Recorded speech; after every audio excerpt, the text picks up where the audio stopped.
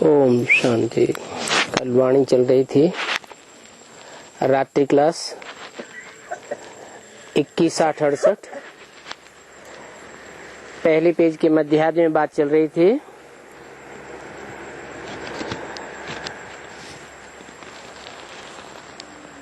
तुम बच्चों को नॉलेज तो मिली है रचयिता और रचना के आदि मध्य अंत की, तो जरूर उस नॉलेज में रमण करते होंगे।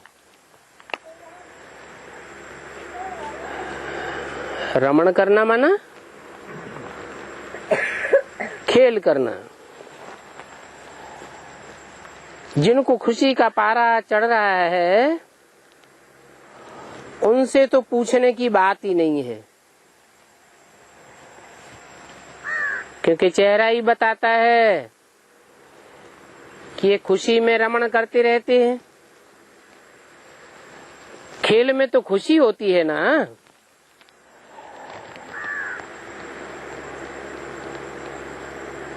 बाकी जिनको माया वार करती है, हराती है, उनके लिए कहेंगे ये तो ग्रहाचारी बैठती है चढ़ने और उतरने की। हमको कोई से पूछने का नहीं है। अपनी अपनी लाइफ के बनस्पति।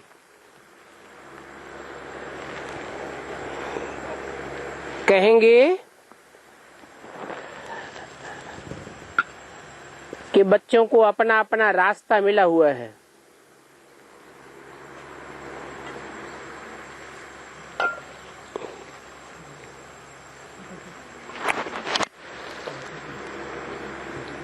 कोई लिखते हैं बाबा मदद करो,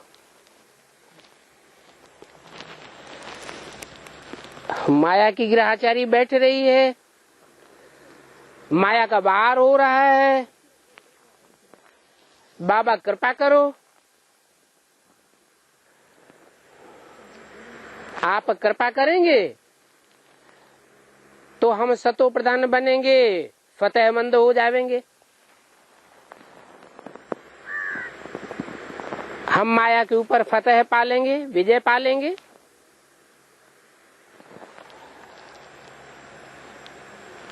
अब यहाँ कोई मदद की तो दरकार ही नहीं है। ये क्या बात हुई? बच्चों के ऊपर माया का भार हो, बच्चे मदद मांगे बाप से और बाप कहे मदद की दरकार ही नहीं। ऐसे क्यों कहा? इसलिए कहा कि 63 जन्मों की रील ब्राह्मण जीवन में घूम रही है। उस रील में जब अच्छे कर्मों का उदय होता है तो अवस्था अच्छी बन जाती है, और जब बुरे कर्मों का उदय होता है तो लगता है कि माया का वार हो गया। अब इसमें बाप क्या करेंगे? हाँ, बच्चों को और ही तीव्र पुरुषार्थ कर देना चाहिए। जब जब माया का वार होता है तो हिम्मत नहीं हारनी चाहिए। हिम्मते बच्चे तो मदद है बाप। बाकी कोई मदद मांगने की बात नहीं है। पढ़ाई में कोई मदद करते हैं क्या? टीचर स्टूडेंट की पढ़ाई में मदद करेगा क्या? टीचर अगर मदद कर दे तो सभी स्टूडेंट आगे बढ़ जाएं। परंतु सब आगे बढ़ते हैं क्या? जो पढ़ेंगे वो आगे बढ़ेंगे, नहीं पढ़ेंगे तो पीछे रहेंगे। तो बाप कहते हैं कि अपने ही पुरुषार्थ से पास होना है। इसमें टीचर की मदद कोई काम नहीं करेगी, बाबा की मदद भी कोई काम नहीं करेगी। तुम बच्चे भी पुरुषार्थ करते रहते हो, समझा जाता है ये सर्विस ही करते रहते हैं। भले स्थूल सर्विस में है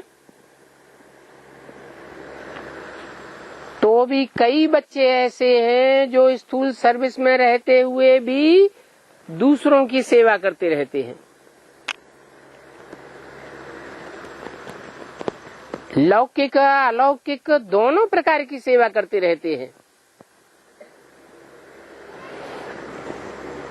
ऐसे नहीं कि लौकिक सेवा से छुट्टी लेवे तब ही सर्विस हो सकती है। जैसे यहाँ पहरे वाला है,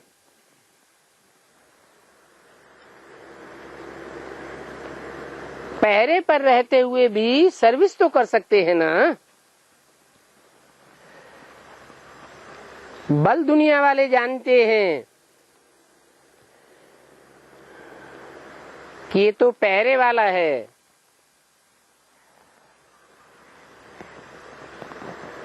बाबा की लौकिक सेवा में है।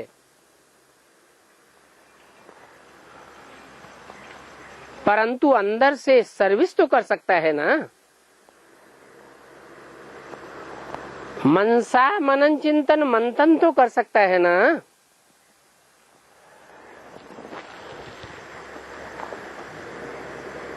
अभी तो बाबा किसी से मिलता ही नहीं है। बाबा की पहचान वाले आते तो बहुत हैं। ये वंडरफुल पुरुषोत्तम संगम युग है। यहाँ बहुत ही वंडरफुल बातें होती रहती हैं और आगे चल करके ड्रामा में और ही वंडरफुल बातें होती रहेंगी।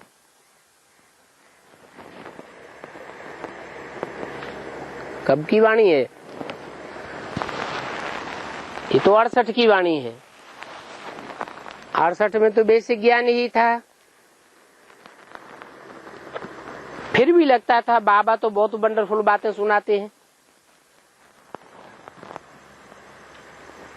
लेकिन बोला आगे चल करके और ही वंडरफुल बातें सुनते रहेंगे। तो जो पुराने पुराने बीके हैं मम्मा बाबा के जमाने के, उनके कानों में जब एडवांस नॉलेज की बातें सुनती हैं, पढ़ती हैं, तो कितना वंडर खाते हैं। अरे बाबा ने जो बातें हमें सुनाई थी उन बातों पर इस तरह तो हमने कभी विचार किया ही नहीं था। बाबा कहते हैं जब नई नई बातें सुनेंगे और आफतें भी आती रहेंगी,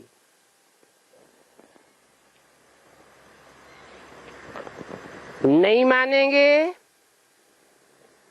मौत सामने जब खड़ी दिखाई देगी तब तो जरूर तेजी से पुरुषार्थ करेंगे।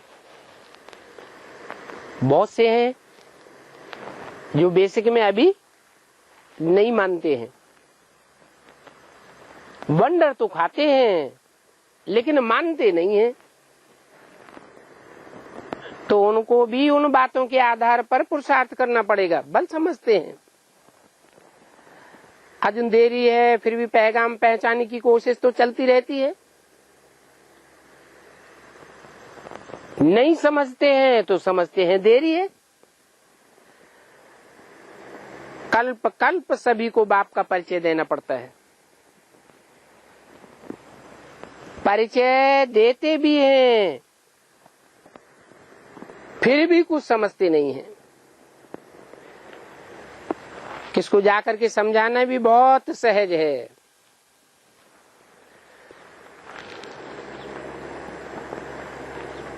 कल पहले जिनके दिमाग में बैठा है वो औरों के दिमाग में बैठाने की सर्विस करते रहते हैं। जिनकी बुद्धि में खुद ही नहीं बैठा है वो दूसरों को क्या समझावेंगे। बाप भी पूछते हैं, दिल्ली में प्रदर्शनी हो रही है चांदनी चौक की तरफ।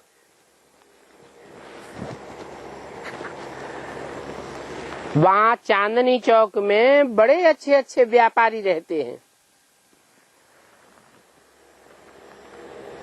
अब बाप को तो ख्याल रहता है वहां जो अच्छे अच्छे बच्चे हैं जा करके सर्विस करें। तो वहां के अच्छे अच्छे व्यापारी बच्चे भी बाप को पहचान करके बाप को याद करें और भक्ति मार्ग छोड़ दें, क्योंकि बाप मिल गया तो फिर भक्ति क्या करेंगे।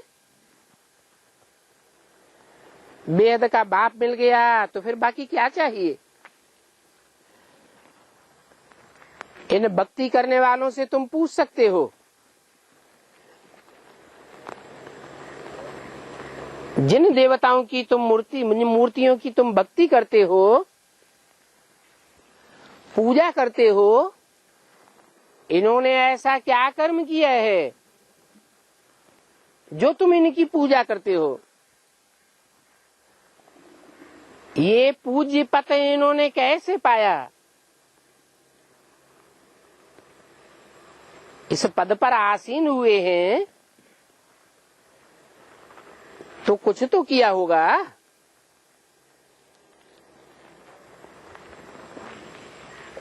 वो तो हक्के बक्के रह जाएंगे।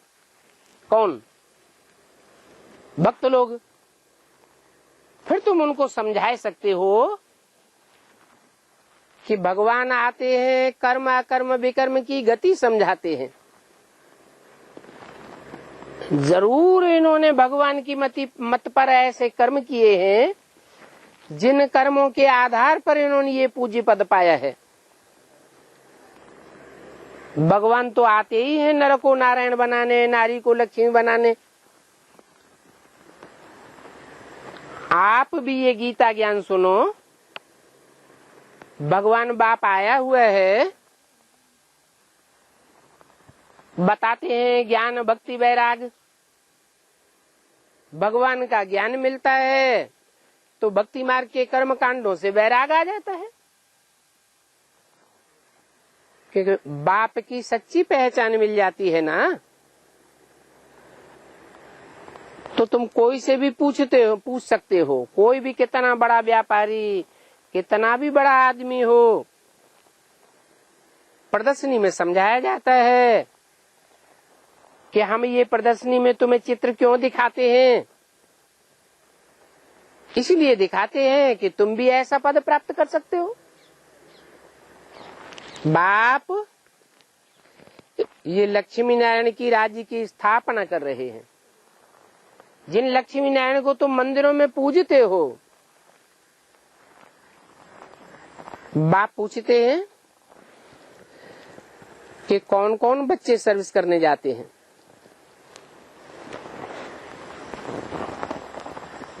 बाप को समाचार दो अपनी सर्विस का।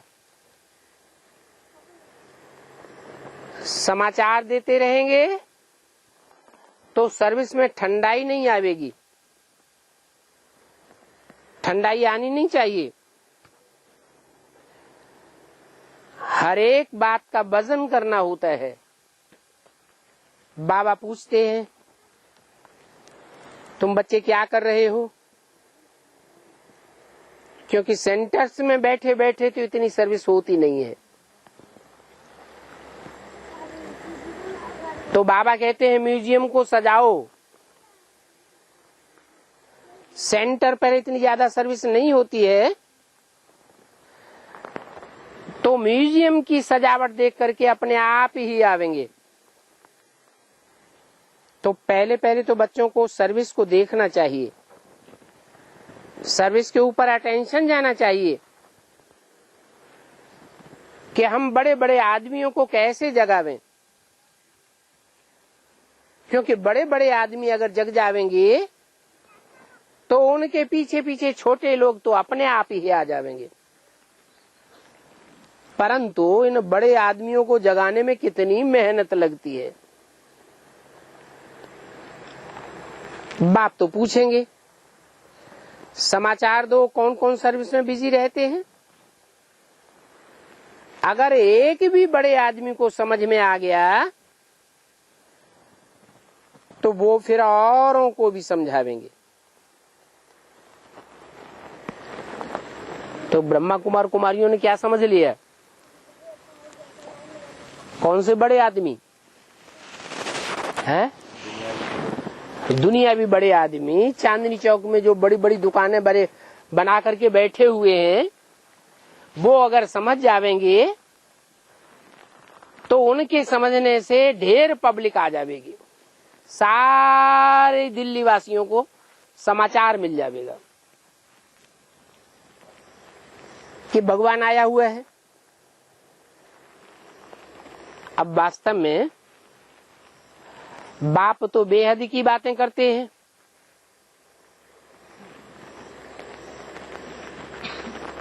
जो बाप बेहद की बातें करते हैं वो ज्ञान रत्नों के व्यापारी होंगे। उनके लिए कहते हैं जो बड़े बड़े व्यापारी हैं, और जो बड़े बड़े व्यापारी होंगे वो अपने हमजिन्स को पहले जगावेंगे, उनको आप समान बनावेंगे, तो ज्ञानी तू आत्माएं जो निकलेंगी वो बाप की पहचान सारी दुनिया को देंगी।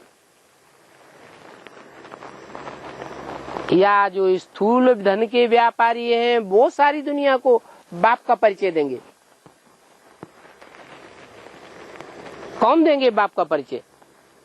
जो माला के मणके बनेंगे, बाप के ज्ञान को गहराई से पकड़ेंगे, जिनका जीवन ही ज्ञान रत्नों से खेलने का है, जो धंधा ही ज्ञान रत्नों का करते हैं, ऐसे ज्ञान रत्नों के बड़े बड़े व्यापारी सारे संसार में बाप का परिचय फैलावेंगे।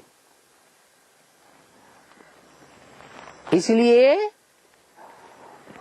उन आत्माओं की यादगार माला बनाई गई है, और वो माला हर धर्म में स्मरण की जाती है। ऐसी आत्माओं को संगठित करने का काम कोई हद के व्यापारियों की बात नहीं है।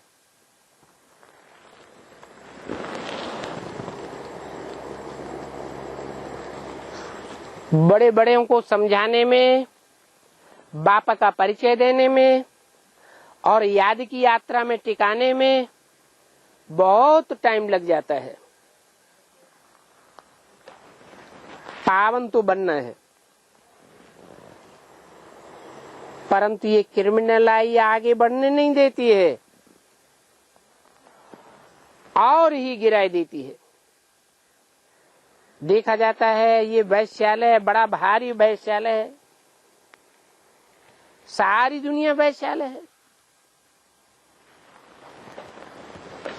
बाप तो कहते हैं घर घर में अभी वैश्यालय है। सभी विषय वैतरणी नदी में गोता खाते रहते हैं। गरुड़ पुराण में भी ये विषय वैतरणी दिखाई गई है।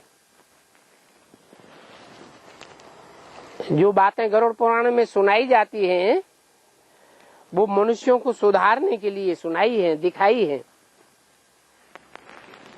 तो बाप कहते हैं सबसे बुरा काम है विकार में जाना। कोई पूछे तो बोलो ये ड्रामा बना हुआ है। क्या? आधा कल्प शिवालय और आधा कल्प वैश्यालय। आधा कल्प पवित्र रहते हैं और आधा कल्प अपवित्र बनते हैं। अभी अगर तुमको पवित्र दुनिया में चलना है तो आकर के सुनो। बेचारे भक्ति के अज्ञान में सोए हुए हैं, तो बाप को फुरना तो रहता है ना। बच्चे कहीं गफलत तो नहीं करते हैं। 21, 60, 68 की वाणी का दूसरा पेज। बाबा तो थोड़ा दूर है,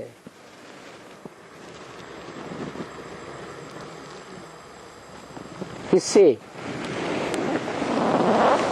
जो सर्विस करने वाले बच्चे हैं, बाहर की दुनिया में सर्विस कर रहे हैं, उन बच्चों से बाबा तो थोड़ा दूर है। अगर नजदीक में हो तो सभी बच्चों की हाल चाल, सर्विस का समाचार पूछता रहे कि इन आत्माओं की सर्विस करो, इनकी पहले खातिरी करो। ईश्वर भी आते हैं तो अविनाशी ज्ञान रत्नों की खातिरी करते हैं ना, तो समझाना है, पूछना है, तुम कलयुगी पतित हो या सतयुगी पावन हो।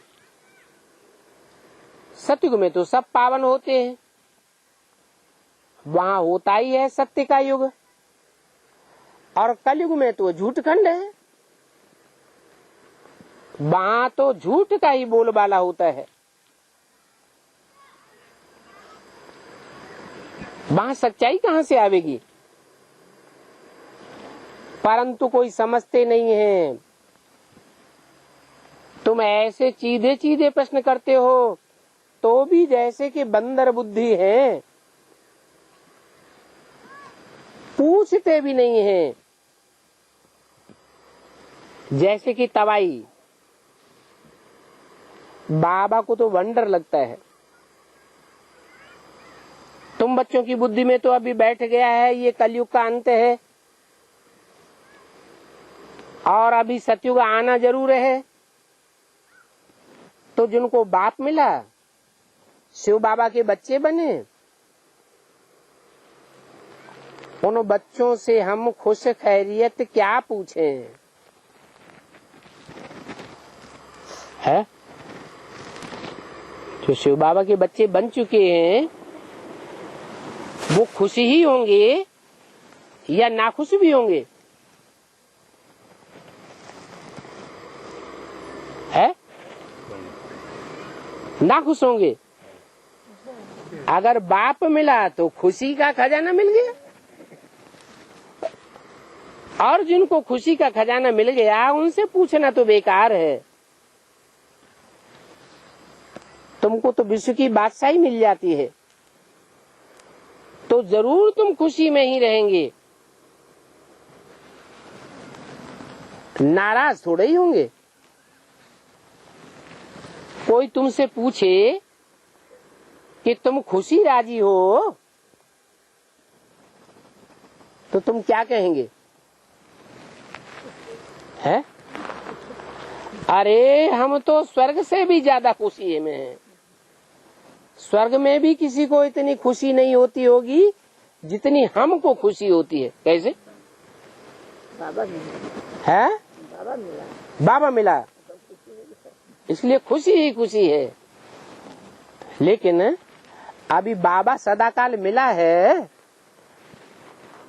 सदाकाल मिला है, ये बीच बीच में माया भी गले लग जाती है, लग जाती है, तो फिर खुशी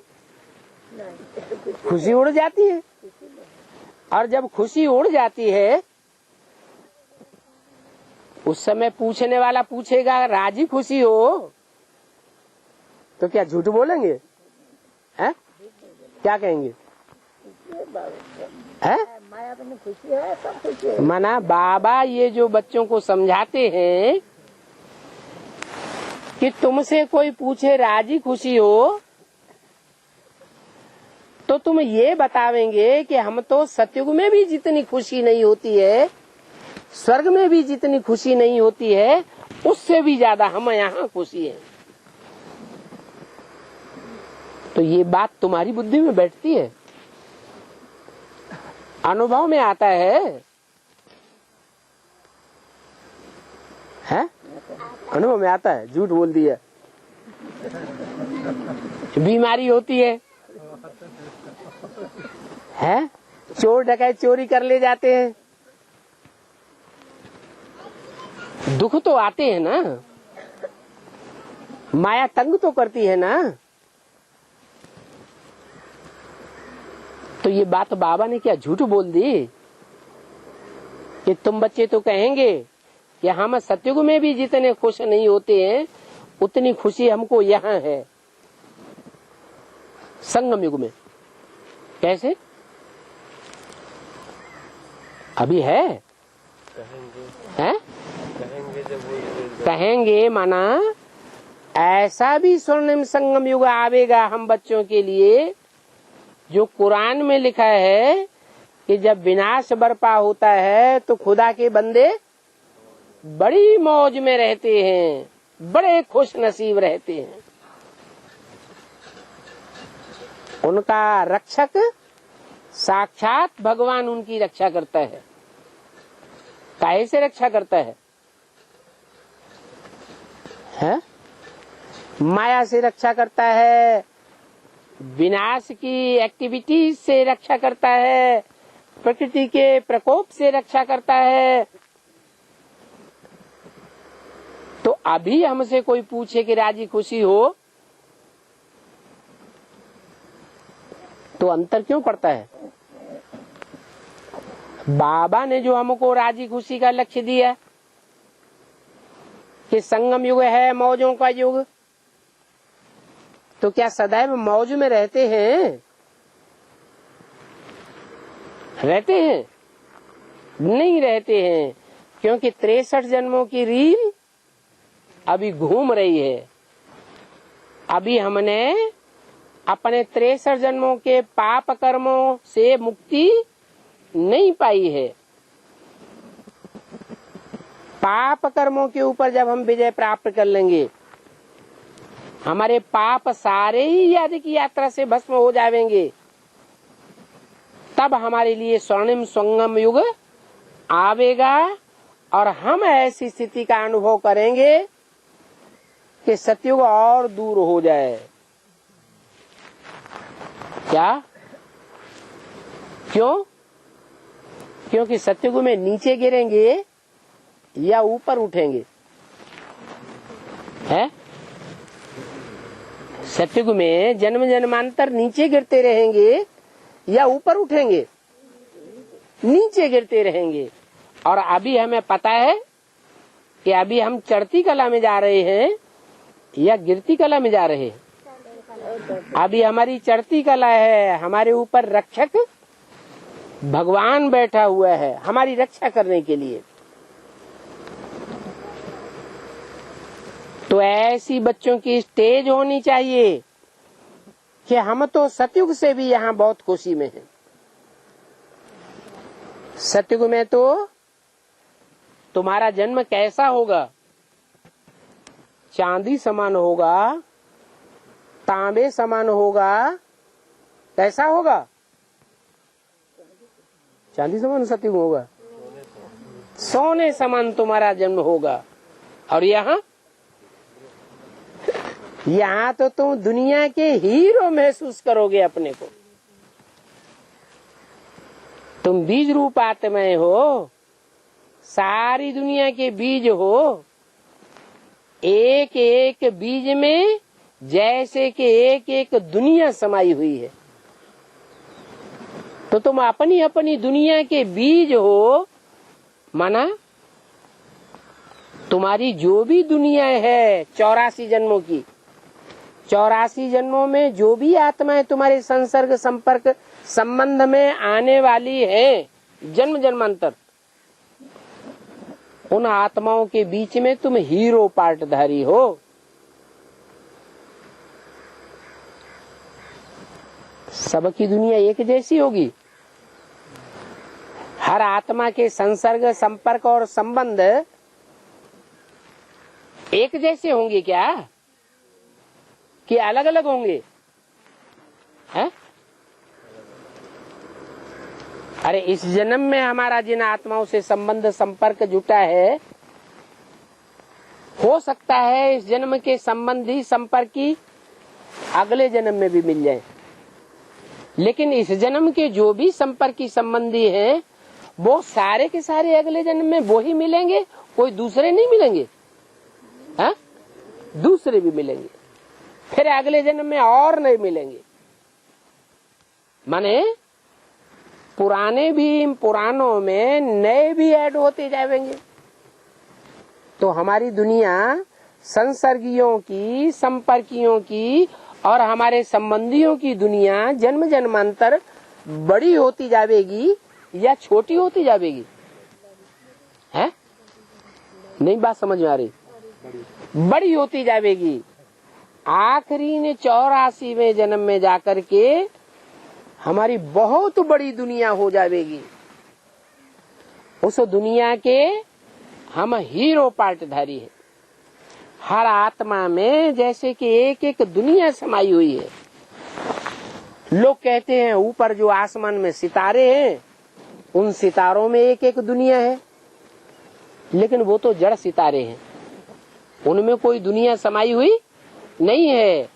वो सितारे तो सूरज से कोई बहुत दूर है और कोई सूरज के बहुत नजदीक है। वहां तो जिंदगी ही नहीं है, जीवन ही नहीं है। इस पृथ्वी पर ही जो नॉर्थ पोल है और साउथ पोल है, पृथ्वी का ऊपरी उत्तरी हिस्सा और दक्षिणी हिस्सा, वहां सूरज की किरणें तीखी तिरछी पड़ती हैं, तो वो हिस्सा दूर हो जाता है। दूर हो जाने की वजह से, सूरज से दूर होने से वहां सर्दी पड़ेगी कि गर्मी पड़ेगी? है? सर्दी पड़ती है। इतनी ज्यादा सर्दी पड़ती है कि वहां साल भर बर्फ ही बर्फ जमी रहती है। उस बर्फ के माहौल में कोई जीव जंतु जिंदा रहेगा क्या? जिंदा भी नहीं रहता। वहां कोई भी जीव जंतु नहीं है। पृथ्वी पर सिर्फ बीच का हिस्सा और आसपास का जो हिस्सा है, जहां सूरज की किरणें सीधी पड़ती हैं, वही जीवन है। तो देखो, पृथ्वी पर ही कुछ हिस्सा दूर हो गया, कुछ हिस्सा नजदीक है, तो कितना अंतर पड़ जाता है। तो और सितारे तो सूरज से कितनी दूर हैं और कितने नजदीक हैं, वहां जीवन होने का कोई सवाल ही पैदा नहीं होता। फिर जो मान्यता है कि एक एक सितारे में दुनिया समाई हुई है, वो किसका गायन है? ये तुम धरती के चैतन्य आत्मा रूपी सितारों का गायन है। तुम्हारी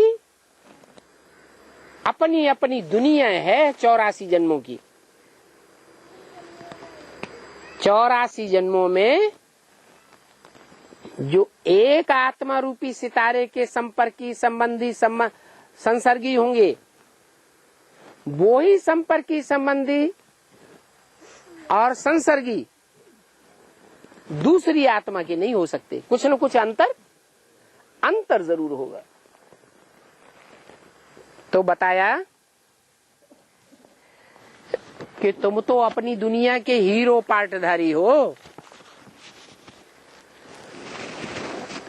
कोई छोटा सितारा, कोई बड़ा सितारा, कोई की छोटी दुनिया और कोई की बड़ी दुनिया।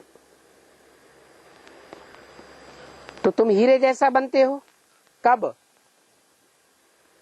कौन से युग में? संगम युग में। बाप मिला तो तुमको खुशी होती है ना? खुशी होती है कि पहले पहले तो हम 21 जन्म कब दुखी नहीं होंगे। पूरा 21 जन्म 100% हमको सुखी ही सुख होगा। वहां दुख का नाम निशान भी नहीं देखेंगे। तुम समझते हो हम आत्मा यहाँ बेहद का पार्ट बजाने आती है? ये दुनिया बेहद का रंगमंच है। इतना तुमने ज्ञान सुना है तो जरूर उतनी सर्विस करते रहते हैं। फिर भी इतना ज्ञान सुनने के बावजूद भी तुमको और ज्यादा सुनने के लिए बाप के नजदीक आने की इच्छा बनी रहती है। ज्ञान थोड़ा सुना है या ज्यादा सुना है? बेसिक के मुकाबले। अच्छा, दुनिया के मुकाबले जो नई नई बातें तुमने बेसिक में बहुत सुनी और बेसिक के मुकाबले अभी एडवांस में बहुत ज्ञान सुना, फिर भी इतना सुनने के बावजूद भी अभी भी बाप से और जास्ती सुनने की इच्छा होती है या इच्छा नहीं होती है? हैं? और जास्ती इच्छा होती है। क्यों?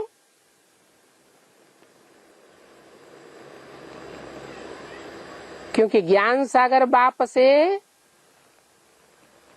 हमारे 84 जन्मों का सारा ही ज्ञान दर्पण हमारे सामने आ जाना चाहिए। इतना ज्ञान हमको मिले जो हमारे पूरे 84 जन्म क्लियर हो जाए, तब आत्मा को संतुष्टि होगी। तो कोई भी नए आते हैं तो पहले पहले उनको बाप की बात समझानी है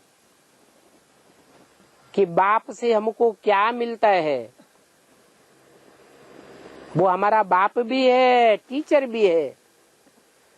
लौकिक दुनिया के टीचर होते हैं, उनकी तो लिमिटेड ज्ञान की पढ़ाई होती है, और हमारा बाप तो 84 जन्मों की सारी कथा कहानी हमको बताता है। और कोई टीचर तो इतना सुना ही नहीं सकता।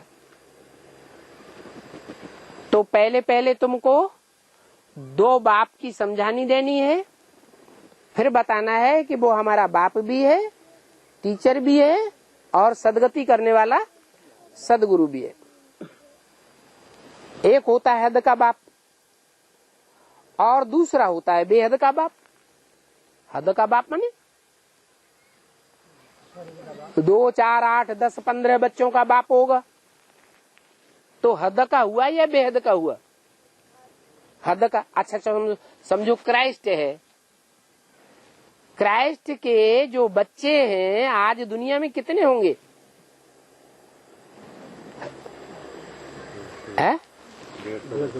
क्राइस्ट को जो अपना बाप मानते हैं, धर्म पिता मानते हैं, उसके बच्चे 200 करोड़ से भी ऊपर हो जाएंगे। तो वो हद का बाप है या बेहद का बाप है? क्या कहेंगे? है? वो भी हद का बाप। 200 करोड़ बच्चे इस दुनिया में जिसके हों, वो हद का बाप हुआ है? है? हाँ, क्रिश्चियन से कहेंगे कि हमारा बेहद का बाप है, क्योंकि दुनिया में और कोई धर्म पिता उनको नहीं दिखाई पड़ता है जिसके इतने बच्चे हों। कोई है? कोई धर्म पिता ऐसा है जिसके 200 करोड़ से जास्ती बच्चे हों? है? अरे मुसलमान सारी दुनिया में छा गए थे। सारी दुनिया में 2500 साल में लंबे से लंबे समय तक मुसलमानों का राज्य चला, तो भी मुसलमानों की इतनी तादाद नहीं हो पाई, और क्रिश्चियंस तो 200 करोड़ से भी ज्यादा। तो बेहद का बाप हुआ या हद का हुआ? है? क्यों? सीमित ही हुआ है? सीमित में हुआ। सीमित में हुआ? अरे अभी तो आज दुनिया में कोई ऐसा बाप नहीं है जिसके 200 करोड़ बच्चे हो। भगवान बाप दुनिया कहाँ मानती है? अरे तो तुम ब्राह्मणों के बीच में, तुम्हारे ब्राह्मणों में भी 2 पार्टियां हो गई बड़ी बड़ी। बेसिक वाले मानते हैं? है? नहीं मानते ना। अरे दुनिया तो अभी बहुत दूर है। तुम ब्राह्मणों में ही जो बेसिक के ब्राह्मण हैं वो ही नहीं मानते हैं कि कोई प्रजापिता है इस सृष्टि पर जो बेहद का बाप है।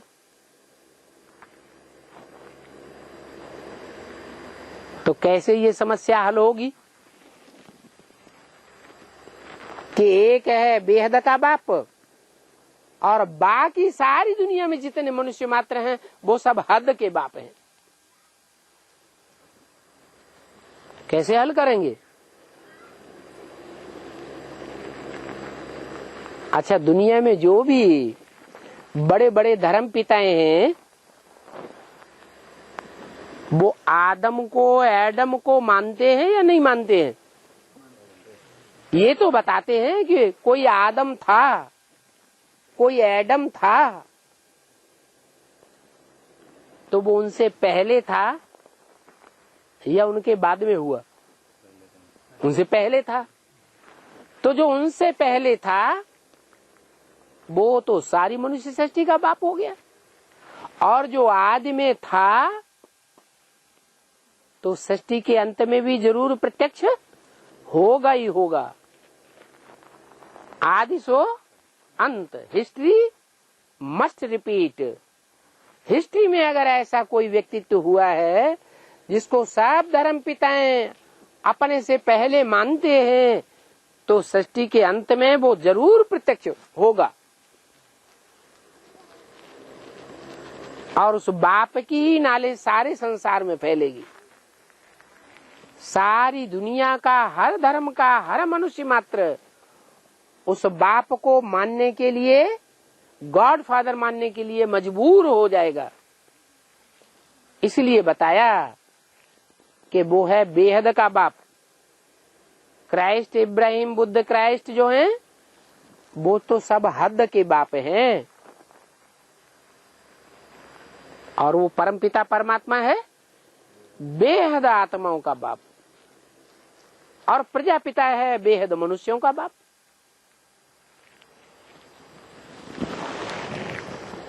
वो दोनों बेहद के बाप जिनसे विश्व की बादशाही मिलती है, स्वर्ग की बादशाही मिलती है, तो जो बाप गॉड फादर के बच्चे हैं उनको तो जरूर बाप से वर्षा मिलना चाहिए। नहीं तो बाप के घर में बच्चा पैदा हो तो पैदा होने से ही वर्षे का हकदार हो जाता है या नहीं हो जाता है? जन्म सिद्ध अधिकारी हो जाता है। तो यहाँ ईश्वर बाप के भी ऐसे ऐसे बच्चे हैं जो भगवान बाप के अंत तक बच्चे बने रहेंगे, और कोई दूसरे को, धर्मपिता को अपना बाप स्वीकार नहीं करेंगे। उन बच्चों को स्वर्ग की बादशाही का वर्षा जरूर मिलेगा। तो ऐसे ऐसे समझाना होता है। तुम भी भूल गए थे कि तुम देवताएं थे, फिर पुनर्जन्म लेते लेते पतित बने हो। बाप ने तुमको मनुष्य से देवता बनाया था, स्वर्ग का वर्षा दिया था। जरूर पहले पहले भक्ति की होगी। जिन्होंने जितनी जास्ती भक्ति की होगी उन्हों की बुद्धि में उतना ही जास्ती ज्ञान बैठेगा। क्या? तो भक्ति ड्रामा प्लान अनुसार की तो अच्छा किया या बुरा किया?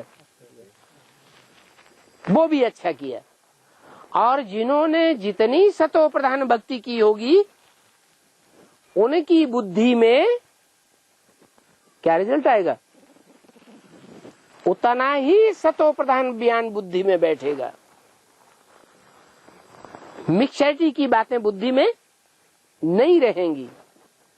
जिन्होंने जितनी भी विचारी भक्ति की होगी उन्हों की बुद्धि में उतना ही कैसा ज्ञान बैठेगा? विचारी ज्ञान बैठेगा। दूसरों की बातों को भी मानते रहेंगे। इसलिए मुरली में बोला है एक से ज्ञान सुनना चाहिए तो अभी विचारी ज्ञान रहेगा। अगर अनेकों से ज्ञान सुना तो ज्ञान कैसा हो जाएगा? बेविचारी ज्ञान हो जाएगा। और जिनका बेविचारी ज्ञान हो जाएगा वो कमजोर आत्माएं हो जाएंगी या पावरफुल आत्माएं रहेंगी? कमजोर आत्माएं हो जाएंगी। वो कमजोर आत्माएं दूसरे धर्मों में कन्वर्ट होती रहेंगी। इसलिए कहा जाता है स्वधर्मे निधनम श्रेय, अपने धर्म में मर जाना अच्छा, पर धर्मो भयावह, दूसरे का धर्म भय पैदा करने वाला है। दूसरे के धर्मों में जो कन्वर्ट होते हैं वहां जाकर के दास दासी बनना पड़ता है।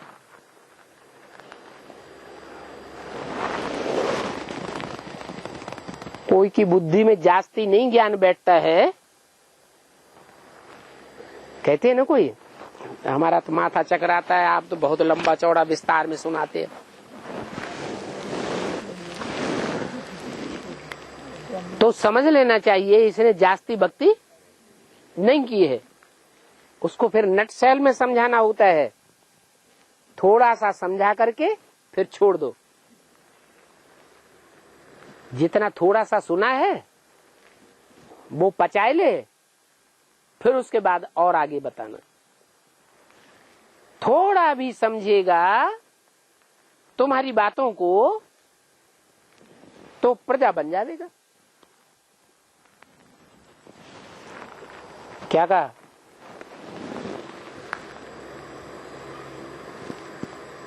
थोड़ा भी सुनेगा तो प्रजा बन जाएगा, और ज्यादा सुनेगा तो क्या बन जाएगा? प्रजा कैसे बन जाएगा? प्रजा पुरुषार्थ नहीं करती है पवित्र रहने का। क्या?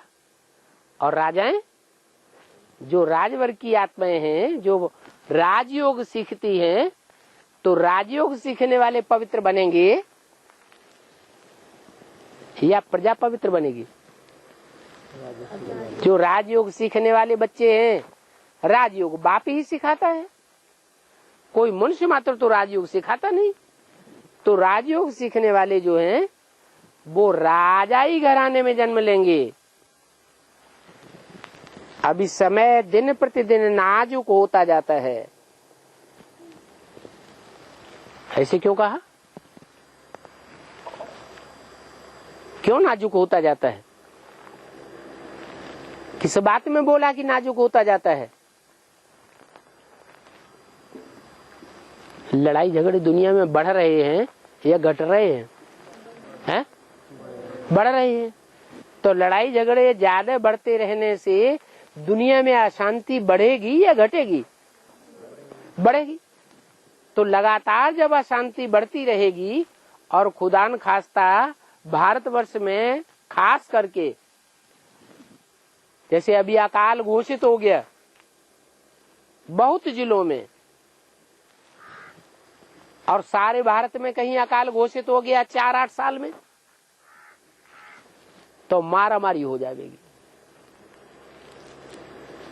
और मारामारी जब हो जाएगी तो चारों तरफ अशांति होगी। उस अशांति के वातावरण में कोई बैठ करके ज्ञान सुन सकेगा? है? हम लोगों को खाने के लिए रोटी नहीं मिलेगी, पीने के लिए पानी नहीं मिलेगा, पहनने के लिए कपड़े नहीं मिलेंगे। मारामारी लड़ाई झगड़े की वजह से, जैसे हिंदुस्तान पाकिस्तान की मारामारी हुई थी ना सन 47 में, तो मकान मिले थे रहने के लिए, हैं? कितने दर बदर हो गए। बरसात में, ओलों की बरसात में उनको सर छुपाने के लिए जगह भी कहीं नहीं मिली, पेड़ों के नीचे रात गुजारनी पड़ती थी। वो तो छोटा मोटा विनाश था। और अभी तो क्या होना है? अभी तो सारी दुनिया में महाविनाश बर्पा होना है। कितनी हालतें खराब हो जाएंगी। तो समय नाजुक होता जाता है, दिन प्रतिदिन समय नाजुक होता जाता है। बारूद के ढेर बनते रहते हैं। ये क्या होता है? जो एटम बम है वो बारूद के ढेर है ना, लड़ाइयां लगती रहेंगी। शहर के शहर, बड़े बड़े महानगर एटम बमों से विनाश होते रहेंगे। तुम टीवी में देखते रहेंगे, सुनते रहेंगे, आज इस शहर का विनाश हो गया, आज इस शहर का विनाश हो गया। सारी दुनिया में कितने देशों को हथियारों की सप्लाई होती रहती है, जहां तहां लड़ाई झगड़े की ही बातें होती रहती है। अब तुम बच्चे तो जानते हो कि ये दुनिया अनेक बार विनाश हुई है, है? एक बार विनाश हुई है कि अनेक बार? अनेक बार विनाश हुई है। तो तुम्हारे लिए ये विनाश की बात नहीं है या रोजमर्रे की बात हो गई है? अरे हम तो जानते हैं कि जब जब कल्प पूरा होता है तब तब महाविनाश इस दुनिया का होता है। दुनिया इस बात को नहीं जानती कि बार बार विनाश होता है। तुम बच्चे तो फरिश्ते बन जावेंगे। क्या फरिश्ते बन जावेंगे? कैसे? मम्मा बाबा की तरह शरीर छोड़ करके? नहीं, शरीर छोड़ करके फरिश्ते नहीं बन जावेंगे। शरीर भी रहेगा, लेकिन शरीर रहते हुए भी इस दुनिया के जो भी देहधारी संबंधी हैं, उन संबंधियों का कोई भी मोह हमारे अंदर नहीं रहेगा। जैसे कि संबंधों से कोई नाता ही बुद्धि का नहीं रहेगा। फर्श की दुनिया से हम उपराम हो जाएंगे। हमारी आंखें समझेंगी कि हम ये जो भी देख रहे हैं आज की दुनिया चटक मटक वाली, वो कल अब क्या होने वाली है? कल भस्म होने वाली है। तो तुम तो फरिश्ते बन जावेंगे, माना सूक्ष्म वतनवासी बन जावेंगे। सूक्ष्म मनन चिंतन मंथन में तुम्हारी बुद्धि बिजी रहेगी। 84 जन्मों की तुम कहानी को यहाँ बैठे बैठे मनन चिंतन मंथन में लाते रहेंगे। तो खुशी बढ़ेगी या घटेगी? तुम्हारी खुशी तो बढ़ती जाएगी। दुनिया का विनाश कैसे होता है तुम जानते हो। ये बहुत खौफनाक खतरनाक विनाश है। दुनिया में जो अभी तक विनाश हुए हैं वो तो बहुत छोटे छोटे तबक्के में हुए हैं। अभी तो भारी से भारी विनाश होना है। तुम समझते हो सतयुग में एक राज्य था और वो एक राज्य एक धर्म एक कुल एक भाषा की स्थापना फिर से होनी है। और तुमको सतयुग की दुनिया में पद भी ऊंच पाना है। तो बाप कहते हैं ऊंच पद पाने के लिए और पाप भस्म करने के लिए तुम मुझे याद करते रहो। जो आत्मा जितनी जल्दी अपने 63 जन्मों के पाप कर्मों को भस्म कर लेगी उतना ही ऊंची कुर्सी को प्राप्त कर लेगी। जैसे कुर्सी दौड़ होती है, कुर्सियां रखी हुई हैं खाली, चारों तरफ दौड़ रहे हैं। दौड़ते दौड़ते सीटी बजी और जिसने कुर्सी ले ली तो जैसे उसको पद मिल गया। अब जो बाद में रह गए हो गए। तो ऐसे ही दौड़ने वाले कितने होंगे? कितने हैं दौड़ने वाले? 4.5 लाख प्रैक्टिकल में। और पहली दौड़ होती है तो कुर्सी 1 या 2। और सीटी बजी कोई तो 2 बैठेंगे। जो बैठ गए सो बैठ गए।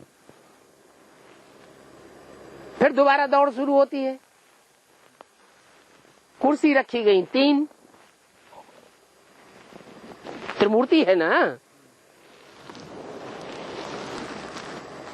सीटी बजी और जिन्होंने पहले 3 कुर्सियों पर बैठ गए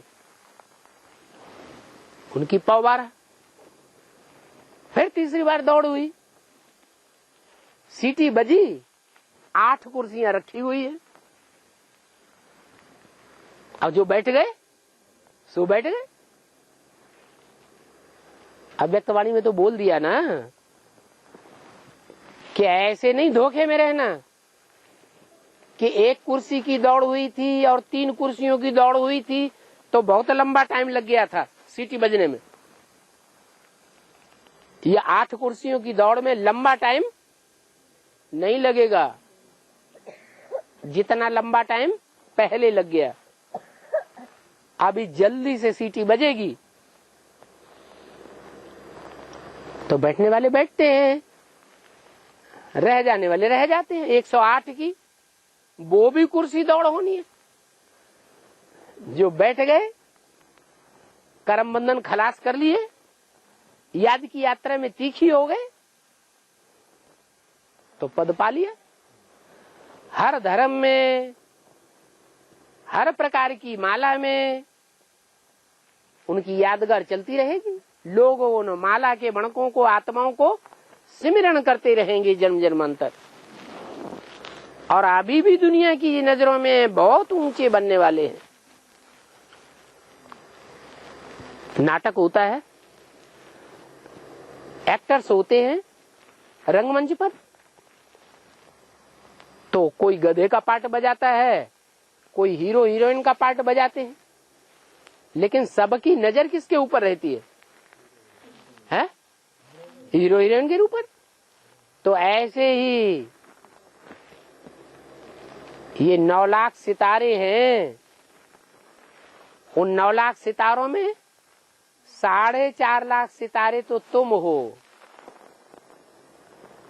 जो हीरो पार्टधारी बनते हो, जो संगम युग में अपने अस्तित्व को सूर्य, ज्ञान सूर्य के अस्तित्व में मर्ज कर देते हो।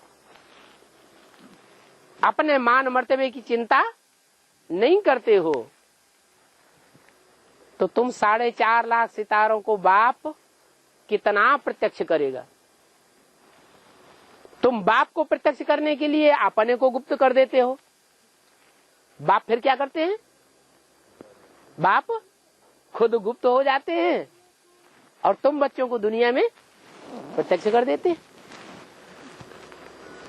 तो 4.5 लाख ये ऐसे सितारे हैं जिन सितारों में दुनिया बसी हुई है, और जो दुनिया की आत्माएं उन सितारों में बसी हुई है, वो आत्माएं उन सितारों को अपना हीरो मानेंगी। 500 करोड़ की नजर कहाँ लगी हुई होगी? है कोई ऐसा स्थान होगा दुनिया में जहां 500 करोड़ मनुष्य आत्माओं की नजर लगी हुई होगी? वो साकार परम धाम जो बोला, परम धाम को तुम बच्चे सृष्टि पर उतार लेंगे। उस साकार परम धाम में वो 4.5 लाख सितारे तपस्या में बैठे हुए होंगे। और सारी दुनिया कितनी ऊंची नजरों से देखेगी। तो बोला कि तुम बच्चे तो समझते हो कि हमें तो ऊंच पद पाना ही पाना है। क्या दुनिया की नजरों में जो 4.5 लाख हैं वो भी ऊंच माने जाएंगे? तुम तो जानते हो वो 4.5 लाख प्रजापद वाले हैं या राजपद वाले हैं? है? वो 4.5 लाख होंगे, वो प्रजा वर्ग वाली की आत्माएं होंगी या राजपद वाले आत्माएं होंगी? हैं? वो सब राजा होंगे।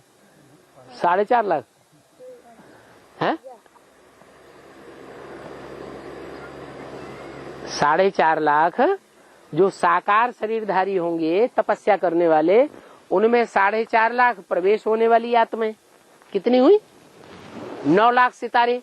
ये 9 लाख सितारे सतयुग में जाके जब जन्म लेंगे उच्च पद पाने वाले होंगे या प्रजा वर्ग होगा? प्रजा वर्ग की होंगी। राज परिवार की आत्माएं तो बहुत थोड़ी होती हैं, उसमें भी राजा रानी तो मुख्य और बाकी सब होंगे राज्याधिकारी। अकेले राजा रानी थोड़ी सारा राज्य चलाते हैं, चलाते हैं क्या? राज्य अधिकारी भी साथ ही होते हैं। तो वहां कहा जाता है यथा राजा तथा प्रजा। क्यों कहा जाता है? ये पहले जन्म की बात है, संगम युग की, यह सतयुग त्रेता द्वापर कलयुग की बात है। यथा राजा तथा प्रजा कहाँ की बात है? संगम युग का ये गायन है कि यहाँ ऐसा राज्य स्थापन होगा जहाँ प्रजा भी हीरो पार्टधारी होगी। ओम शांति।